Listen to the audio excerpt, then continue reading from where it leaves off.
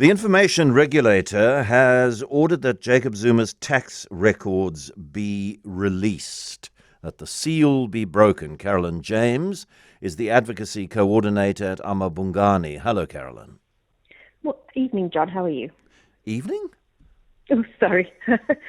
Afternoon. Maybe things are always so dark in Johannesburg that you always think it's on the edge of nightfall. But the sun is shining brightly in Cape Town. Look, I mean, this is unusual, precedent-setting, but welcome. Yes, definitely. I would agree with that characterization. And it's taken a long road to get here? It has taken a very long time to get here, since 2019, in fact. And just what has happened between then and now? So in 2019, Amabungani and a journalist from the Financial Mail filed an application with SARS for access to President Zuma's tax records. SARS refused it. We went to court. It went all the way up to the Constitutional Court, who ruled that there has to be an exception for public interest. So taxpayer information is normally confidential, but in the public interest, it should be able to be disclosed. And so then we had to go back to SARS, make another application. SARS again refused. And then this time we went to the Information Regulator, which is a newly created body to assess refusals of access to information requests. And the regulator said it must be released. With what reasoning? So SARS had refused to provide the information because they said there was no evidence in the documents that President Zuma had committed any offences. That's one of the requirements for a public interest disclosure, is that the documents would reveal evidence of a contravention of the law. The Information Regulator said it was quite clear that the documents, meaning the tax records and the various information around Jacob Zuma's tax affairs, would reveal evidence that Zuma had contravened the tax laws. He'd filed his tax returns late. He'd underdeclared on a number of his tax records, and there were other offences under the tax legislation that the Information Regulator said these documents would reveal.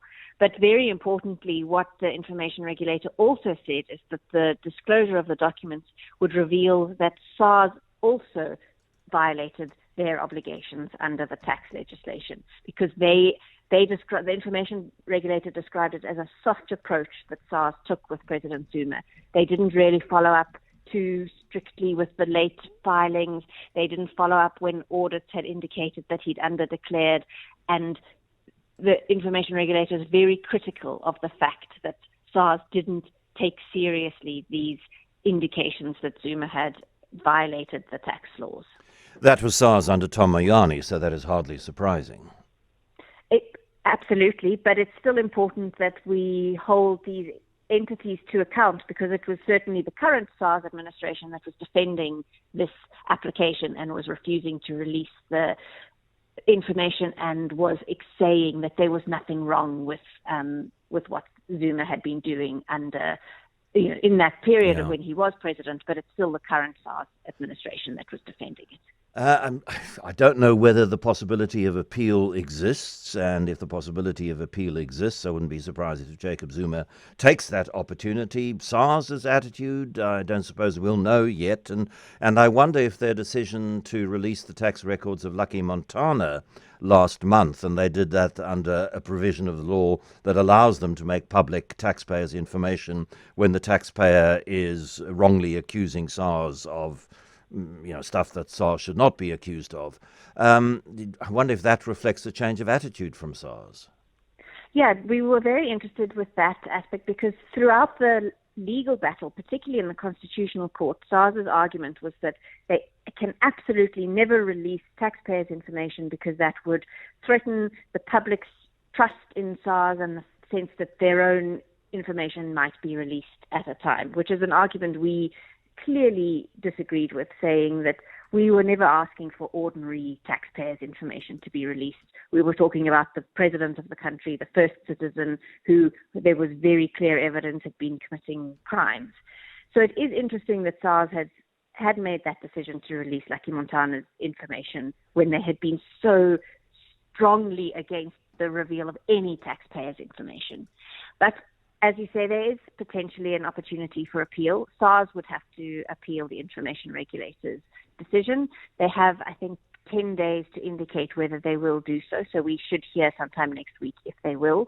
And if that's the case, it'll go to a high court for a review of the Information Regulator's decision. Carolyn Henry, a listener, has written to me to say confidentiality is a tenet of any trusted tax system. Would this ruling not erode public trust in SARS to maintain taxpayer confidentiality, no matter who the person stroke company is? My answer to Henry's question would be no. I think that if SARS releases taxpayer information, not willy-nilly, but upon the production of evidence that it is in the public interest so to do, it will increase trust in SARS. But what would be your answer? So that's exactly what the Information Regulator made very clear in their findings. They referred to the Constitutional Court's ruling where they had said there needed to be a public interest exception for disclosure of tax records. And the Constitutional Court had said it's only in extremely rare circumstances that the public interest would outweigh the importance of taxpayer confidentiality. And the Information Regulator highlighted that. They said it's not something that, as you describe it, would be done willy-nilly. It's only in very, very set circumstances.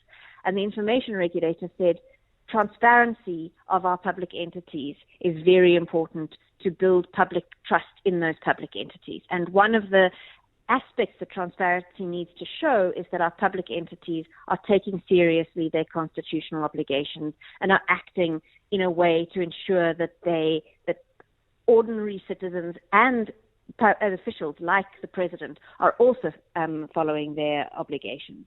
And so the Information Regulator said, actually, in fact, it's the public interest in building trust in our entities that the transparency of releasing documents in these very, very narrow set of circumstances will ensure that there's that increased public trust. Carolyn James, Advocacy Coordinator at Amabungani, thank you very, very much indeed.